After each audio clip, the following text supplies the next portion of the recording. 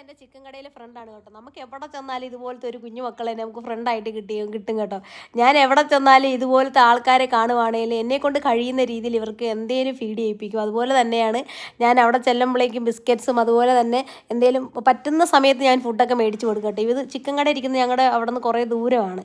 അപ്പോൾ അവിടെ നമ്മൾ മേടിക്കാൻ പോകുന്ന സ്ഥലത്തിലുള്ളതാണ്. അപ്പോൾ അടുത്തടുത്തായിട്ട് 2-3 ചിക്കൻ കടകളുണ്ട്.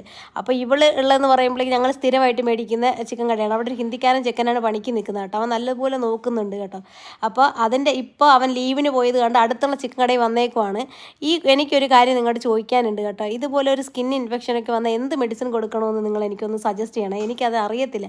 ഞാൻ വേറൊരു ചാനൽ കണ്ടായിരുന്നു എന്തോ ഒരു മെഡിസിൻ, പക്ഷേ ഞാനത് സ്ക്രീൻഷോട്ട് എടുത്ത് വെച്ചിട്ടുണ്ടായിരുന്നു. അത് എൻ്റെ നിന്ന് മിസ്സായേക്കുവാണ്. അപ്പോൾ അറിയുന്നവരൊന്ന് ഹെൽപ്പ് ചെയ്യണം കേട്ടോ. ഈ കുഞ്ഞിന് ദേഹം മുഴുവൻ സ്പ്രെഡ് ആവുന്നതിന് മുന്നേ നമുക്ക് എന്തെങ്കിലും മെഡിസിൻ കൊടുത്തൊന്ന് ചേഞ്ച് ആക്കാൻ വേണ്ടി പറ്റുമെങ്കിൽ. എന്നാന്ന് പറഞ്ഞാൽ അത്രയും സ്നേഹമുള്ളവളാണ്.